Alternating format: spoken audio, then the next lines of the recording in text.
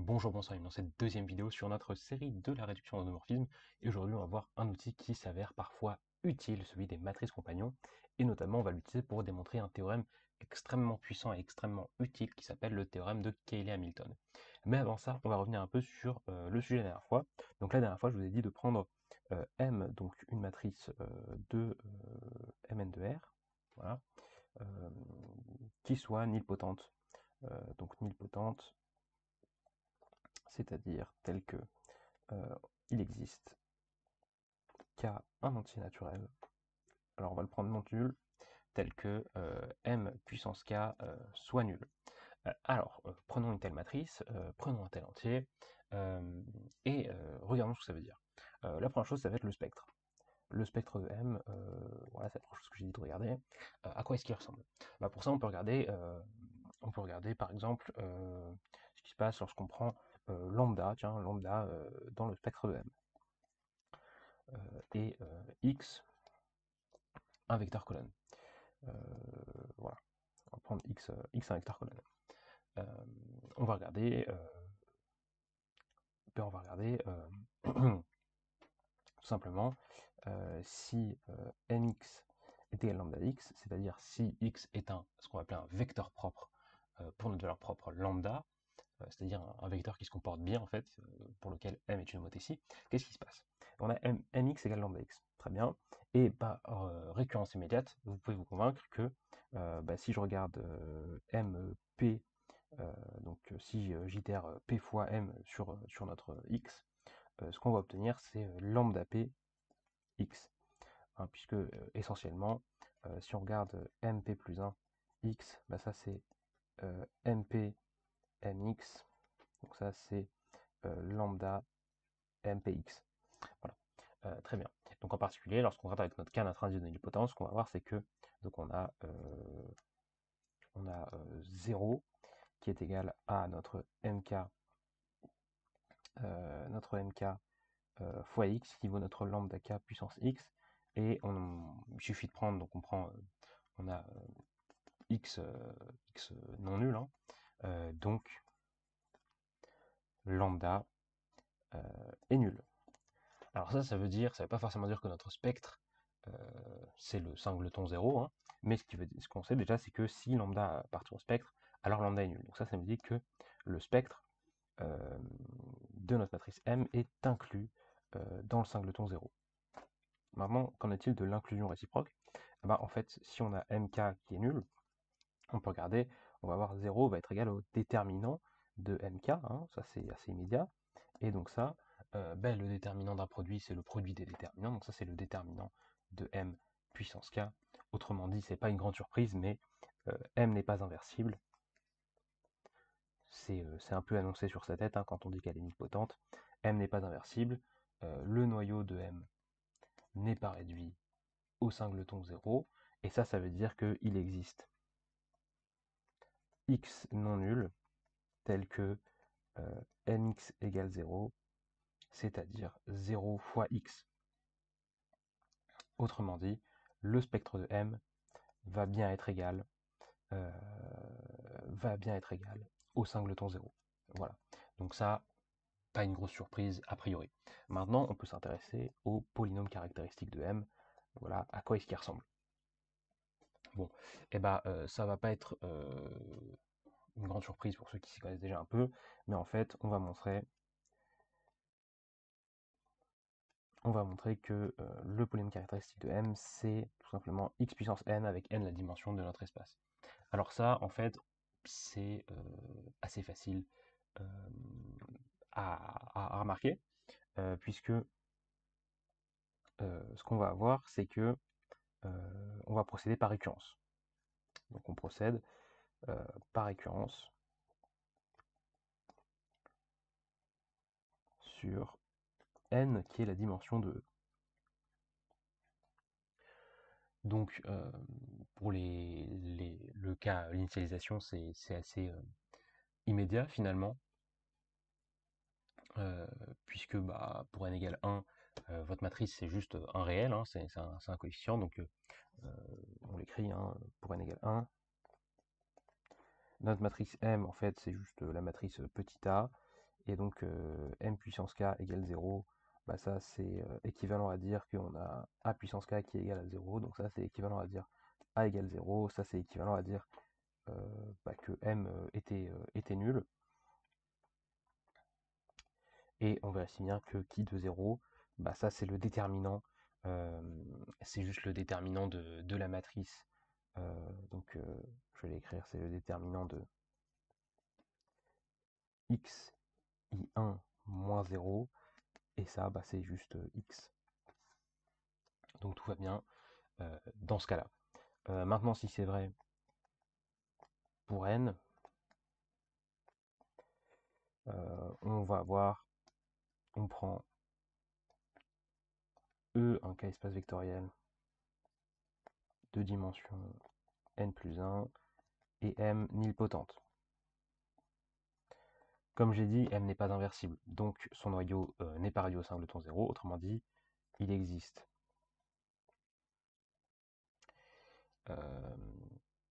Pardon, on prend E de E un K spectral, mais ça en fait c'est parce que ça marche autant pour les endomorphismes que pour les matrices, puisqu'il y a une correspondance 1 pour 1. Donc là je fais avec les matrices, mais on pourrait faire exactement la même chose avec les endomorphismes, et ça marcherait exactement de la même manière. D'ailleurs, vous savez quoi, pour ce cas-là, on va prendre F un endomorphisme du coup qui lui sera nilpotent. Donc F n'est toujours pas inversible, et donc il existe X appartenant à E, tel que X non nul, et F de X égale 0. Qu'est-ce qu'on peut faire? Eh bien maintenant on peut compléter, complétons donc juste X en une base donc X E2 En plus 1 de E, et on va s'intéresser justement à la matrice de F dans cette base. Donc si on l'appelle B, on peut regarder bah, la matrice de F dans la base B. C'est assez simple. D'abord, on a une colonne de 0, puisque du coup, X a pour image 0. Et ensuite, ici, on a des trucs qui ne nous intéressent pas. Et ici, on a plein de trucs. En fait, on a une petite matrice M. Voilà.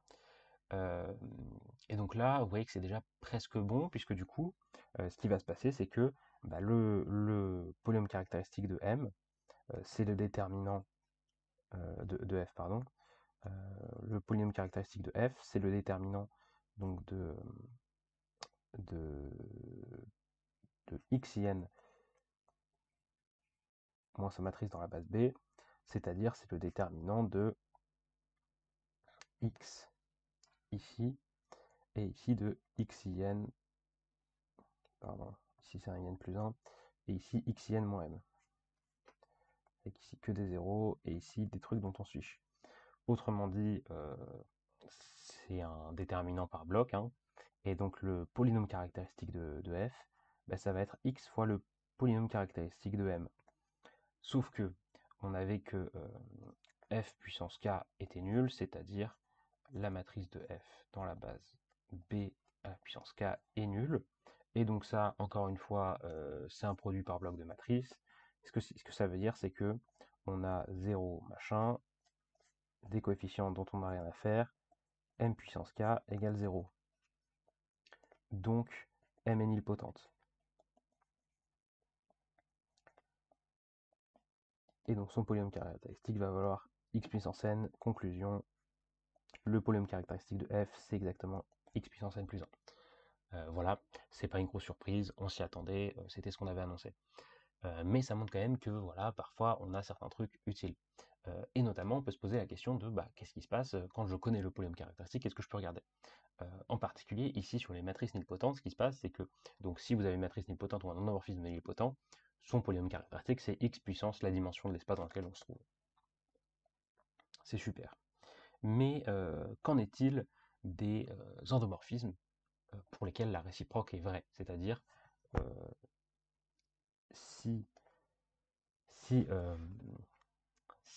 de f vaut x puissance n, f nilpotent? Point d'interrogation. Ça, c'est une question qu'on peut se poser. Et en fait, bah, la réponse, ça va venir d'un petit théorème, qui à la base n'est pas du tout fait pour démontrer ce cas, mais pourquoi pas, ça va nous être utile. On a un théorème en fait que je vais énoncer ici, qui s'appelle le théorème de Cayley-Hamilton.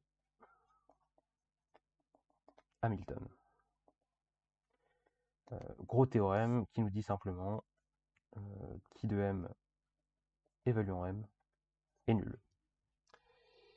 Voilà, fin du théorème.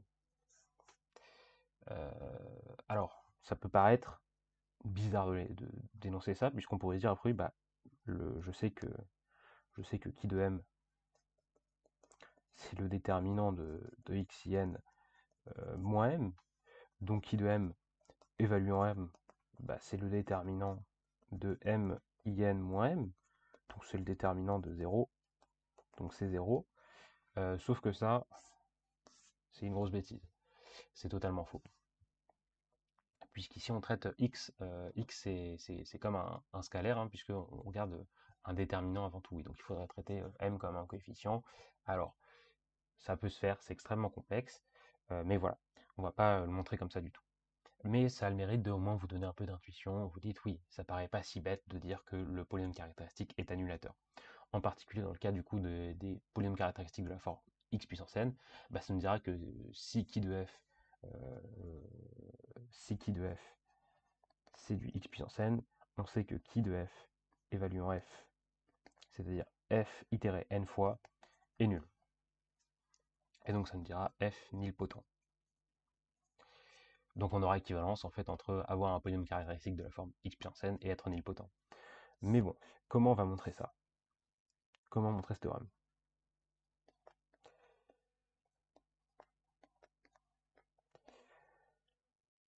Eh ben, il y a beaucoup de manières de le faire. Il y a de nombreuses démonstrations, toutes un peu plus intéressantes les unes que les autres, mais on va passer par une démonstration qui a le mérite d'introduire un outil extrêmement pratique. Cet outil, c'est tout simplement les matrices compagnons. Voilà. Donc on va passer par une question connexe. On va se dire autre chose, on va se dire si P donc appartient à Rn crochet X, admettons, existe-t-il M appartenant à Mn de R tel que le polynôme caractéristique de M soit égal à P? Est-ce que c'est possible de trouver des matrices dont le polynôme caractéristique est d'une certaine forme? C'est une question qui n'est pas stupide a priori, hein. On pourrait se dire est-ce qu'on va réussir à choper tous les polynômes ou est-ce qu'il y en a qui vont nous échapper? Puisque rappelez-vous, le polynôme caractéristique c'est une conséquence du déterminant, et en fait on peut dire plein de choses sur les coefficients du polynôme caractéristique, notamment ils correspondent plus ou moins à la somme des mineurs de certains ordres. Donc en gros tout ça c'est relié à des calculs de déterminants, notamment le coefficient constant de votre polynôme caractéristique c'est le déterminant, et le coefficient de plus haut degré, donc c'est-à-dire si on a qui de m, donc c'est xn plus a1 puissance xn moins 1 plus tatata jusqu'à notre dernier coefficient, donc qu'on va appeler a n moins 1, pardon. Donc ça c'est le déterminant de m, faut que je vous en convaincre. Enfin c'est moins 1 puissance n le déterminant pour être très précis. Et ici en fait on a moins la trace de m. Voilà. Ça c'est un truc assez utile à savoir. Et si on s'intéresse aux coefficients ici, en fait ça correspond à des sommes de mineurs principaux de certains ordres de votre matrice. Si vous ne savez pas ce que c'est pas très important, il faut juste retenir que tout ça c'est relié à des calculs de déterminants. Et donc la question se pose quand même de comment on peut relier nos polynômes à nos matrices. A priori, on va essayer de trouver des matrices M dont le polynôme caractéristique est d'une certaine forme. Et pour ça, en fait, il y a un outil très utile qui s'appelle les matrices compagnons. C'est-à-dire que si je considère une matrice A, okay, cette matrice A, je vais lui mettre d'abord un 0, ensuite à 1, ensuite que des 0. Je vais avoir mes 0 qui vont continuer ici. Et je vais avoir donc ici des 0, jusqu'ici, puis j'aurai un 1, puis des 0, tac tac tac. Et ici j'ai donc une diagonale de 1, ici c'est des 0, ici c'est des 0. Et ici je vais mettre des scalaires, donc j'ai moins A0, moins A1. Je vais aller jusqu'à moins AP-1. Et donc ça, je dis que c'est une matrice de MP de R. On va mettre MP de K, c'est la même chose. Donc on peut s'intéresser à ce genre de matrice. Pourquoi? Parce qu'en fait, c'est des matrices dont, a priori, si on veut calculer les déterminants, ils sont assez simples à calculer. On peut essayer de développer par rapport aux colonnes et aux lignes, et on va essayer de s'y retrouver. Et ce qu'on va montrer, c'est qu'en fait, si je regarde le polynôme caractéristique de A, ben, ça va être exactement XP plus AP-1, XP-1, plus ainsi de suite, jusqu'à notre A0. Et donc justement, on va dire que A, euh, A est la matrice compagnon, ça je vais dire P, et la matrice compagnon, de P. Donc j'ai un peu spoilé la réponse à la question, hein. Oui, on va trouver des matrices. En fait, c'est assez logique, hein. Il n'y aurait pas de raison particulière pour qu'on retire certaines parties des polynômes juste parce qu'on calcule un déterminant. Et donc pour s'en convaincre, c'est assez facile. Encore une fois, il suffit de faire par récurrence. Par récurrence, c'est OK. Je vous invite à essayer de faire le calcul de votre côté. Vous pouvez essayer de ne pas le faire par récurrence en développant brutalement, ça va fonctionner, mais ce sera un peu plus complexe. Si vous voulez le faire par récurrence, il va vous suffire de développer par rapport à la première ligne en fait, et ça va être assez immédiat puisque du coup votre première ligne c'est que des zéros. Enfin, quand vous calculez le polynôme caractéristique, vous allez avoir un x que des zéros, puis votre dernier facteur constant. Donc finalement, ça se ramène à un calcul de deux autres déterminants qui vont très bien tomber avec votre hypothèse de récurrence.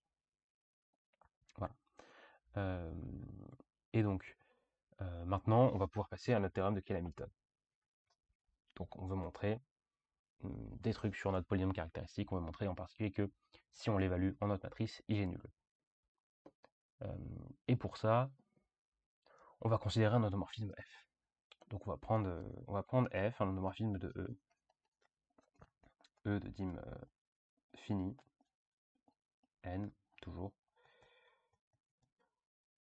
Et donc la première chose à remarquer, c'est que il existe. Alors, attendez, on va prendre un x en même temps. On va prendre x un vecteur non nul. Ok. Il existe dans ce cas un p, un plus petit p. Un plus petit p, c'est strictement positif, tel que la famille x, f de x, fp-1, pardon, fp-1 de x soit libre. Alors ça, c'est assez facile de le voir, hein, simplement parce que la famille constituée du seul vecteur x est libre, hein, donc a priori, bah, il va exister un plus petit entier tel que cette famille soit libre, puisque si vous regardez l'ensemble des entiers tels que cette famille soit libre, c'est une partie non vide de R, hein, puisqu'elle contient au moins, 1. Voilà, elle contient au moins l'entier 1. Donc c'est une partie non vide de R minorée. Tout va très bien. Et ça, qu'est-ce que ça veut dire? C'est-à-dire, il existe A0 à AP-1 des réels, voilà, P réels, tels que, vous allez voir, puisque du coup, ce que ça veut dire que l'entier P qu'on a, ça veut dire que si on regarde la famille des x, f de x jusqu'à f, p de x, elle, c'est la première famille à être liée. Et donc ça veut dire qu'on va avoir une combinaison linéaire de vecteurs qui va s'annuler, c'est-à-dire qu'on va avoir fp de x, ça va être tout simplement la somme des AI f de x avec f qui a été itéré i fois pour i allant de 0 à p-1. En particulier, on va écrire ça, on va l'écrire moins cette somme. Voilà. Voilà, on peut choisir un coefficient unitaire pour fp, hein, c'est pas un problème, vu les hypothèses qu'on a. Et donc, a priori, qu'est-ce que ça nous amène tout ça? Ben, ça nous amène en fait déjà qu'on peut du coup utiliser notre famille libre et la compléter en une base. Donc maintenant, on a B qui s'écrit x f de x jusqu'à fp-1 de x. Puis on a nos autres vecteurs. Donc je sais pas, je vais les appeler E1 machin jusqu'à ER. Une base de E. Alors ça c'est possible, hein, puisque pour rappel, comme notre famille est libre, ça veut dire qu'elle contient bien moins de vecteurs, euh, que la dimension. Puisque, pour rappel, si vous avez plus de vecteurs dans votre famille que votre dimension, que le numéro de votre dimension, bah, votre famille est forcément liée. Voilà. Donc pas de problème, on peut faire cette base. Et maintenant, on peut donc s'intéresser à bah, la matrice de f pardon, dans cette base B. Et dans ce cas-là, alors naturellement, en fait, elle va s'écrire par bloc, elle va s'écrire A0, BC avec A, B et C des matrices. Pourquoi? Puisque du coup, si on regarde, dans notre famille, dans B, on a X qui appartient à notre famille, on a F de X qui appartient à notre base, etc. Et naturellement, bah, le vecteur, si on regarde l'action de F sur cette famille, bah, le vecteur qui vient après X dans la base, bah, c'est F de X. Celui qui vient après F de X, c'est F carré de X, F cube de X, etc. Donc ça se passe très bien. Du coup, on va avoir A qui va s'écrire en fait 0, 1, que des 0. Hop. Ici, une petite diagonale de 1, puis des 0 qui vont remonter jusqu'ici, moins 0 jusqu'à moins AP-1. Je vous invite à le constater par vous-même en calculant l'image des vecteurs de la base. Voilà. Et donc naturellement, encore une fois, vous calculez le polynôme caractéristique de f maintenant, c'est le polynôme caractéristique de sa matrice dans la base qu'on a définie, et donc on va voir que qui de f, ça va être rien de plus que qui de a fois qui de c. Mais du coup, c'est aussi qui de c fois qui de a. Et ce qu'on a vu, c'est que, en fait,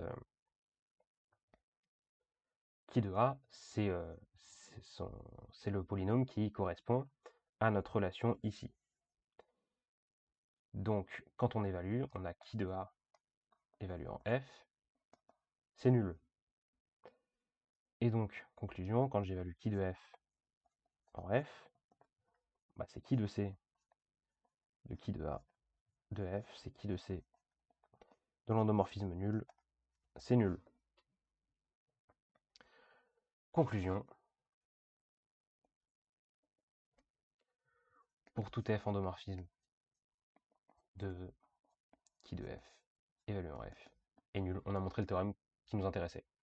Et ça, c'est un théorème extrêmement puissant qui est régulièrement utile pour plein de choses. Notamment, on peut s'intéresser à la notion de polynôme minimal. Je vais faire une petite digression là-dessus. Mais le polynôme minimal, qu'est-ce que c'est?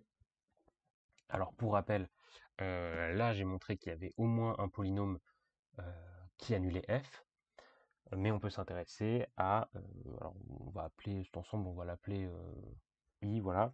On peut regarder I, l'ensemble des polynômes de R crochet X, tels que P de F soit nul. Alors on va montrer que I, c'est non vide, puisqu'on a au moins le polynôme caractéristique qui est dedans, mais on pourrait s'en convaincre autrement. D'ailleurs, comme on est en dimension finie, bah, si f est un endomorphisme, si f appartient à L de E, L de E, c'est un K espace vectoriel de dimension finie n carré. Autrement dit, la famille identité F. Alors je réfléchis, est-ce que j'ai besoin de mettre l'identité dans la famille? Oui, on va mettre F, ici, ainsi de suite jusqu'à Fn carré est lié. ça c'est une famille à n carré plus un élément. Donc on va avoir A0 identité, donc identité de E toujours, plus A1F plus ainsi de suite jusqu'à plus A n carré f n carré qui va être nul, et donc P tel que P de F soit nul. Alors en prenant juste les coefficients ici. Alors ça c'est un polynôme de degré n carré, donc vraiment il y a un degré très élevé. Nous on a trouvé que le polynôme caractéristique était de degré n, c'est déjà plus raisonnable. Mais voilà, tout ça pour dire que c'est non nul, et même on peut vérifier que I est un idéal. C'est-à-dire que c'est pour les anneaux, c'est l'équivalent du sous-espace vectoriel, c'est l'équivalent du sous-groupe distingué. C'est un ensemble qui se manipule relativement bien, qui a des bonnes propriétés, notamment on peut définir des relations d'équivalence à partir de ça pour essayer de quotienter des espaces.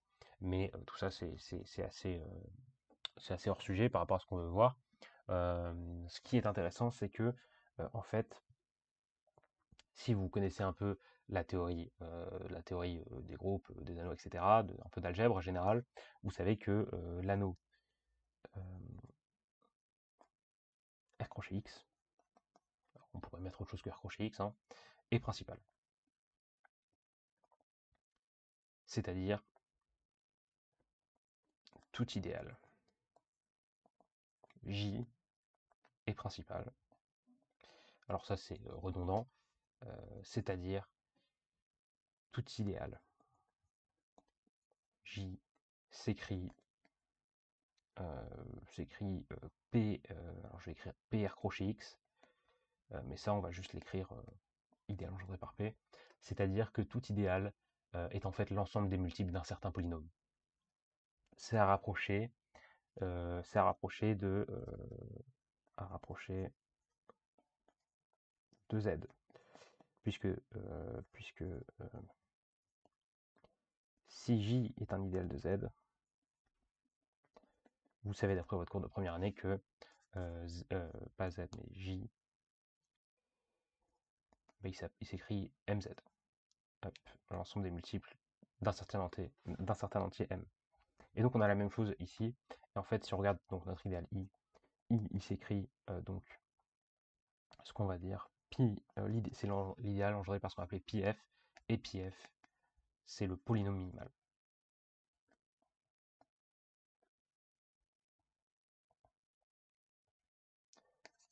de f. C'est-à-dire que c'est le plus petit au sens du degré.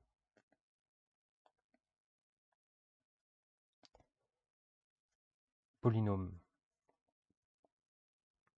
unitaire annulant f. Voilà, ça veut dire que juste pi de f, c'est nul. Nous, ce qu'on a montré en particulier avec le théorème de Kehl-Hamilton, c'est que pi de f divise pi de f. Et c'est un truc qui n'est pas forcément évident au premier abord, et c'est extrêmement utile. Pourquoi? C'est parce qu'il y a plein de choses qui tournent autour du polynôme minimal et du polynôme caractéristique, et parfois ça peut être utile de remplacer l'un par l'autre, par exemple d'écrire que votre polynôme caractéristique c'est un certain polynôme votre polynôme minimal, ou encore ça peut être utile lorsque vous essayez de déterminer le polynôme minimal, puisqu'il y a encore une fois plein d'informations à trouver dans les coefficients du polynôme minimal. Et donc si vous connaissez votre polynôme caractéristique, qui est facile à avoir, vous avez presque votre polynôme minimal, puisque vous savez qu'il est un multiple près égal. Alors qu'a priori, sans aucune information, déterminer le polynôme minimal, c'est quelque chose d'assez dur. Déjà, vous ne connaissez pas son degré a priori, alors que maintenant, on a au moins une majoration de son degré, puisqu'on connaît le degré de notre polynôme caractéristique. Le degré du polynôme caractéristique, c'est toujours n. Voilà. Sur ce, je n'ai pas plus de choses à vous dire sur les matrices compagnons. On pourrait raconter plein de choses, notamment dans d'autres théories, les théories des invariants, etc. Mais voilà. Sur ce, je vais vous laisser une dernière question à faire pour la prochaine fois. Alors on va se placer dans E quelconque, enfin un espace vectoriel, un K-espace vectoriel, pas forcément de dimension finie, hein. Donc possiblement de dim infini. Et f, c'est un endomorphisme de E, et donc on va dire tel que f admet un polynôme minimal. Ce qui n'est pas forcément évident maintenant qu'on a une dimension infinie, puisqu'on n'a plus les arguments précédents.